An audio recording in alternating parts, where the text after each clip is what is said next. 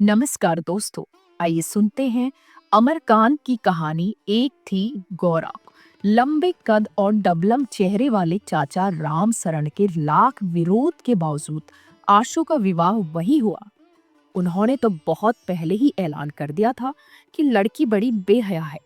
आशु एक व्यवहार कुशल आदर्शवादी नौजवान है जिस पर मार्क्स और गांधी दोनों का गहरा प्रभाव है। वह स्वभाव से शर्मीला या संकोची भी है। वह संकुचित विशेष रूप से इसलिए भी था कि सुहागरात का वो कक्ष फिल्मों में दिखाए जाने वाले दृश्य के विपरीत एक छोटी अंधेरी कोठरी में था जिसमें एक मामूली जंगला था और मच्छरों की भन भन के बीच मोटे मोटे चूहे दौड़ लगा रहे थे। लेकिन आशु की समस्या इस तरह दूर हुई कि उसके अंदर पहुंचते ही गौरा नाम की दुल्हन ने घूंघट उठाकर कहा, लीजिए मैं आ गई। आप जहाँ रहते मैं वहीं पहुंच जाती। अगर आप कॉलेज में पढ़ते होते तो मैं भी उसी कॉलेज में पढ़ती होती। तो मैं जरूर आपके प्रेम बंधन में बल गई होती। आप अगर इंग्लैंड में पैदा होते तो मैं भी वहां जरूर किसी न किसी तरह पहुंच जाती। मेरा जन्म तो आपके लिए ही हुआ है। कोई चूहा कहीं से कूदा, खड़खड़ की आवाज हुई। उसके कथन में भी व्यवधान पड़ा। वो फिर बोलने लगी, मेरे बाबूजी बड़े सीधे साधे हैं, इतने सीधे कि भूख लगने पर भी किसी से खाना न मांगे। इसलिए जब वो खाने के पीढ़े पर बैठते हैं तो अम्मा कहीं भी हो दौड़कर चली आती है। वह जिद करके उन्हें ठूस ठूस कर खिलाती है। उनकी कमर की धोती ढीली कर देती है ताकि वो पूरी खुराक ले सके। हमारे बाबूजी ने बहुत सहा है, लेकिन हमारी अम्मा भी बड़ी हिम्मती है। वो चुप हो गई। उसे संदेह हुआ कि आशु उसकी बात ध्यान से नहीं सुन रहा है, पर ऐसी बात नहीं थी। वस्तुतः आशु को समझ में नहीं आ रहा था कि वो क्या कहे। फिर उसकी बातें भी दिलचस्प थी। उसका कथन जारी था, बाबूजी असिस्टेंट स्टेशन मास्टर थे।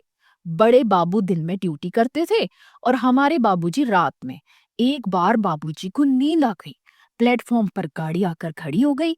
गाड़ी की लगातार सीटी से बाबूजी की नींद खुली। गार्ड अंग्रेज था। बाबूजी ने बहुत माफी मांगी, पर वह नहीं माना या डिसमिस कर दी गई। नौकरी छूट गई। गांव में आ गई। खेती बाड़ी बहुत कम होने से दिक्कत होने लगी।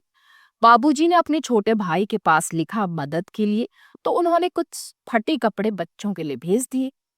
यह व्यवहार देखकर बाबूजी रोने लगे। इतना कहकर वो अंधेरे में देखने लगी। आशु भी उसे आंखें फाड़कर देख रहा था। ये क्या कह रही है और क्यों? क्या ये दुख कष्ट बयान करने का मौका है? न शर्म और संकोच, लगातार बोले ही जा रही है। उसने आगे कहना शुरू किया, लेकिन मैंने बताया था ना, मेरी माँ बड़ी हिम्मती थी। एक दिन वह भैया लोगों को लेकर सबसे बड़े अफसर के यहाँ पहुंच गई। भैया लोग छोटे थे। वो उस समय गई जब अफसर की अंग्रेज औरत बाहर बरामदे में बैठी थी। अम्मा का विश्वास था कि औरत ही औरत का दर्द समझ सकती है। अफसर की औरत मना करती रही, कुत्ते भी दौड़ाए, पर अम्मा नहीं मानी और दुखड़ा सुनाया। अंग्रेज अफसर की पत्नी ने ध्यान से सुना, सब कुछ सुना, फिर बोली, जाओ, हो जाएगा। अम्मा गांव चली आई। कुछ दिन बाद बाबूजी को नौकरी पर बहाल होने का तार भी मिल गया। तार मिलते ही बाबूजी नौकरी ज्वाइन करने के लिए चल पड़े। पानी पिट रहा था, पर वह नहीं माने। बारिश में भीगते ही स्टेशन के लिए चल पड़े। उनकी रोहेलखंड रेलवे में नियुक्ति हो गई। बनबसा, बरेली, हल्द्वानी, काठगोदाम, लाल कुआं। हम लोग कई बार पहाड़ों पर पैदल ही चढ़कर गए हैं। भीमताल की चढ़ाई, राजा छिंद की कोठी, उधर के स्टेशन क्वार्टरों की ऊंची ऊंची दीवारें। शेर, बाघ, जंगली जानवरों का हमेशा खतरा रहता है। एक बार हम लोग जाड़े में आग ताप रहे थे तो एक बाघ ने हमला किया, लेकिन आग की वजह से हम लोग बाल बाल बच गए। वह इस पार से उस पार कूदकर भाग गया। वह रुककर आशु को देखने लगी, फिर बोली, मैं तभी से बोले जा रही हूं और आप भी तो कुछ कहिए। आशु सकपका गया, फिर धीमे से संकोच पूर्वक बोला, मैं मेरे पास कहने को कुछ खास नहीं है। हाँ, मैं लेखक बनना चाहता हूँ। मैं लोगों के दुख दर्द की कहानी लिखना चाहता हूँ, लेकिन मेरे अंदर आत्मविश्वास की कमी है। पता नहीं मैं लिख पाऊंगा कि नहीं। क्यों नहीं लिख पाएंगे? जरूर लिखेंगे। मेरी वजह से आपके काम में कोई रुकावट न होगी। मुझसे जो भी मदद होगी हो सकेगी मैं जरूर करूंगी। आप निश्चिंत रहिए। मेरे भैया ने कहा है कि तुम्हें अपने पति की हर मदद करनी होगी जिससे वो अपने रास्ते पर आगे बढ़ सके। मुझे अपने लिए कुछ नहीं चाहिए। आप जो खिलाएंगे और जो पहनाएंगे वो मेरे लिए स्वादिष्ट और मूल्यवान होगा। आप बेफिक्र होकर लिखिए, पढ़िए। आपको निरंतर मेरा सहयोग प्राप्त होगा। उसकी आंखें भारी हो रही थी और अचानक वह नींद के आगोश में चली। आशु कुछ देर तक उसके मुखमंडल को देखता रहा।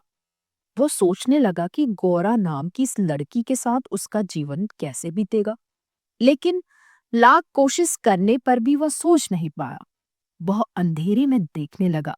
तो दोस्तों, ये थी अमरकांत की कहानी एक थी गौरा। अपनी कहानी को देते हैं यहीं पे विराम और जल्दी ही मिलते हैं एक नई कहानी के साथ। तब तक के लिए मुझे विदा दीजिए। धन्यवाद।